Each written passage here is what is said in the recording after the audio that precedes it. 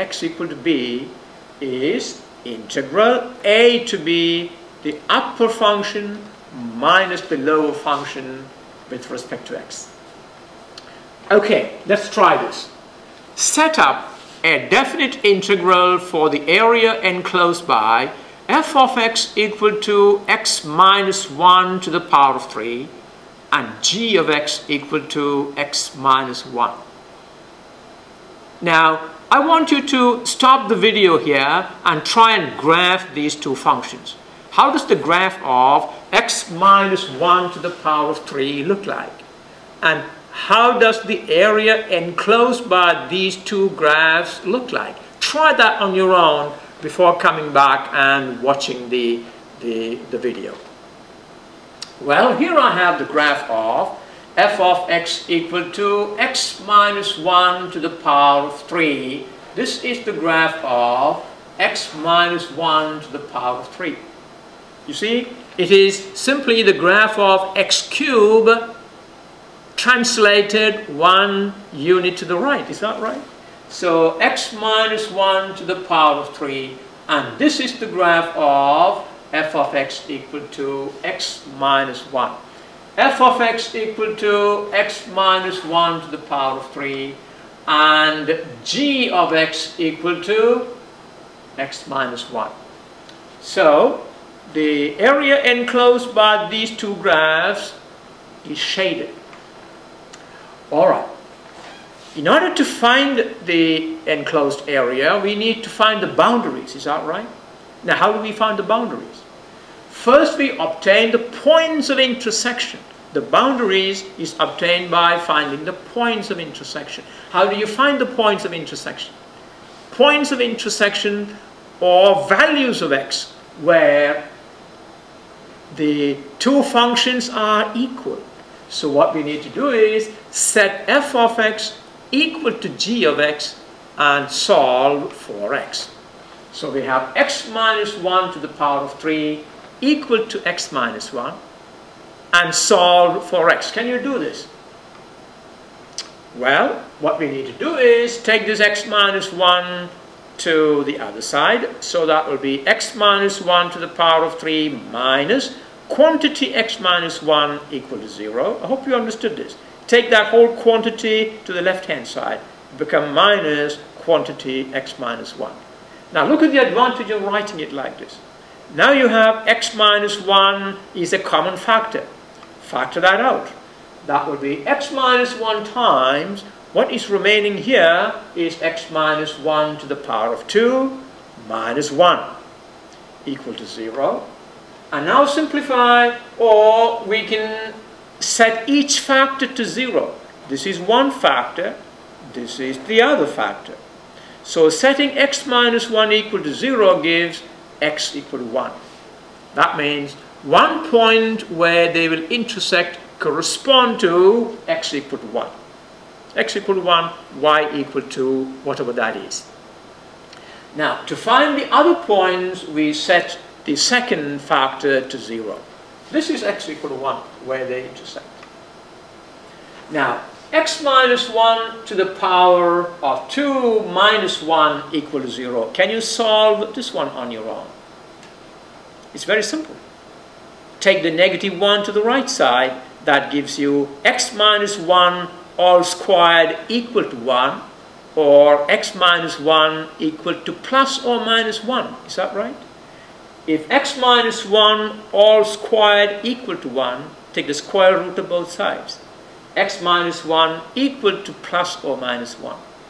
Now, that will give you two values of x. What are they? X minus 1 equal to plus 1 will give you x equal to 2. X minus 1 equal to negative 1 will give you x equal to 0. So, you get two values, x equal to 0 and x equal to 2. That tells you that these two function graphs meet at 3 points. Which are the 3 points? Points corresponding to x equal to 0, x equal to 1, and x equal to 2. And look at those. This is x equal to 0. And this is x equal to 1. and this is x equal to 2. And so, how do we now find that area? If you remember the general form we set up, the area enclosed by the graphs of f of x and g of x from x equal to a to x equal to b is integral a to b, the upper function minus the lower function dx. Now, there's a problem here. If you notice, from x equal to 0 to x equal to 1, the upper function is f of x, is this function. The lower function is g of x.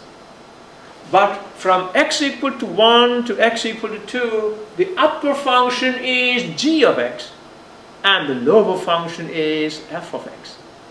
That means, in order to find the area enclosed by these two graphs, you need to set up two definite integrals. What are they? It is integral 0 to 1 f of x minus g of x, the upper function minus the lower function, plus, you've got to add it to what? Integral 1 to 2 g of x minus f of x. Is that understood? Okay. So, from x equal to 0 to x equal to 1, f of x is above g of x. Now, this segment of the area is given by what definite integral? This segment of the area from x equal to 0 to x equal to 1 is given by integral 0 to 1 f of x minus g of x. This is f of x, that is g of x. So that is the area there. And that will be integral 0 to 1 f of x is x minus 1 to the power of 3 minus g of x is x minus 1. That quantity with respect to x.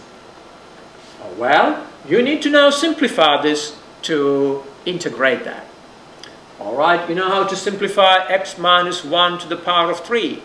It is x cubed minus 3x squared plus 3x minus 1. Well, you need to know how to expand a minus b raised to the power of 3.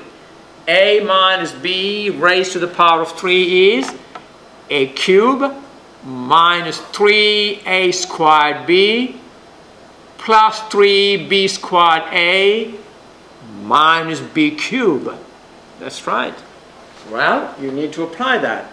So x minus 1 all to the power of 3 is x cubed minus 3x times 1, 3x squared, plus 3x minus 1. So that's the expansion.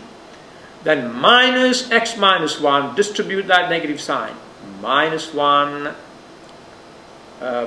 distributing that gives you minus x, minus 1 will be plus 1.